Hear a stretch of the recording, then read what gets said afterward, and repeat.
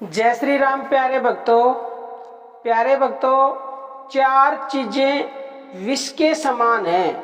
इन चार चीजों को विष यानी जहर के समान समझकर बिल्कुल त्याग देना चाहिए। और प्यारे भक्तों, हमारी ईमेल आईडी है shabdamantan@gmail.com। आप सबकी रिक्वेस्ट पे हमने अपनी ईमेल आईडी दी है, डिस्क्रिप्शन में लिखी हुई है। और अगर आपकी कोई भी पर्सनल समस्या है तो हमें मेल कर सकते हैं, हम उसका उत्तर अवश्य ही देंगे। प्यारे भक्तों, चार चीज़ें हैं जिनको विष के समान समझकर हमेशा हमेशा के लिए उसका त्याग कर देने में ही आपका भला होगा, लाभ होगा। और जो मनुष्य इन चीज़ों को त्याग कर देगा, भगवान उससे अति अति अति प्रसन्न होते हैं। तो पहली जो चीज़ है वो है प्यारे भक्तों पाप। देखो, अब आप कहोगे कि क्या पाप है, क्या पुण्य है। बहुत से इंसान तो ये भी नहीं समझते। पाप ये शरीर नहीं करता, पाप हमारा मन करता है। उपभोग शरीर नहीं लेता, मन लेता है। विषय भोग लेते समय अगर उसमें हमारा मन लगता है, यानी कि कोई भी आप ऐसी चीज है कि आपको लगता है ये सही नहीं है, अगर आपका मन ने ये मान लिया कि वो गलत है, क्योंकि मन ही पाप करता है, तो वो गलत है। जिस चीज में, जिस भोग को लेते समय अगर उसमें मन लगता है तो वो पाप होता है। यानी कि जिसको मन एक्सेप्ट कर ले, कोई भी विषय हो, कोई भी वस्तु का भोग लेते समय उसमें अगर हमारा मन लग जाता है तो वो पाप होता है। तो पाप को हमेशा हमेशा के लिए विष के समान समझकर त्याग कर देना चाहिए। दूसरा नंबर है भोग।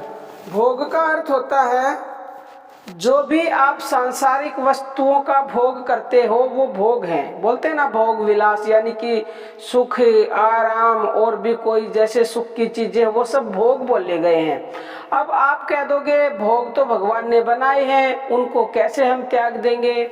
तो देखो प्यारे भक्तों, कृष्ण भगवान ने स्वयं कहा है, जब अर्जुन ने पूछा था भगवान से कि भगवान आपने भोगों को भोगने के लिए बनाया है और आप कहते हो कि भोगों को त्याग दो, तो भगवान ने कहा कि भोगों को भोगो, बस उसमें आसक्त मत हो। उनको भोगते समय हमारा भाव क्या, आसक्त का मतलब तुम रात दिन उन भोगों को पाने के लिए ही उनके जब पीछे पड़ जाते हो तो फिर वो जहर के समान बन जाते हैं।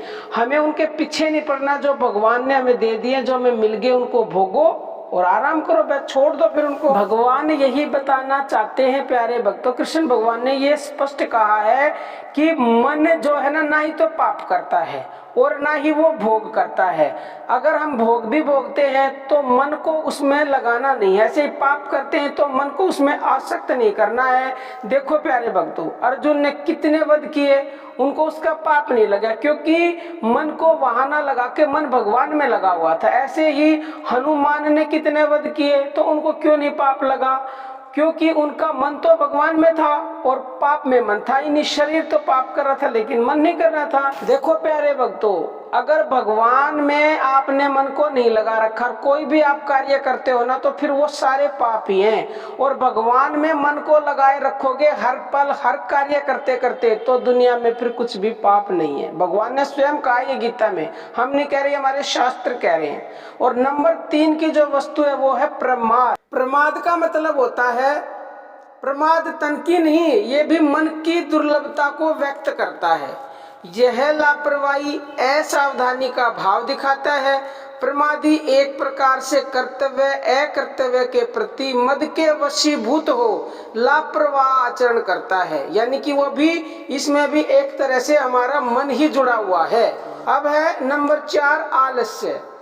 आलस्य को भी हमें त्याग देना चाहिए। आलस्य का मतलब होता है, आप आराम से समझते ही होंगे, शरीर में हमें चुस्ती फुर्ती की कमी हो जाए हमारे शरीर में, यानी कि हम क्या करते हैं, आलस के कारण सुबह उठा नहीं जाता। आज तो भगवान का नाम जब छोड़ ही देते, सो लेते हैं आज तो तो ऐसा आलस कभी ना करें कि उस प्यारे मोहन का नाम ही छुटवा दे आपसे। तो ये बड़ा ही खतरनाक आलस है।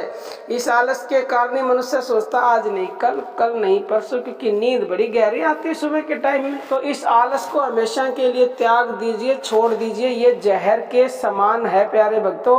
ये 4 चीजें हमने बताई जो जहर के समान है, विष के समान है। इनको सदा सदा के लिए अपने जीवन से त्याग दीजिए अगर आप अपना लाभ चाहते हो तो। जिस मनुष्य ने इन 4 चीजों को जीवन से निकाल दिया, समझ लीजिए उसको भगवान की प्राप्ति अवश्य अवश्य अवश्य ही होगी। और भगवान ऐसे मनुष्य से अति प्रेम करते हैं और उसी के ऊपर कृपा भी कर देते हैं। अब बाकी प्यारे भक्तों, अर्जी हमारी है और मर्जी आपकी है, करें या ना करें। और हमारा दूसरा चैनल है ज्ञानदूत, आप उसकी वीडियोस देखना चाहते हो तो इसी वीडियो के डिस्क्रिप्शन बॉक्स में आपको लिंक मिलेगा। अब हम अपनी वाणी को विराम देते हैं। जय श्री राम प्यारे भक्तों।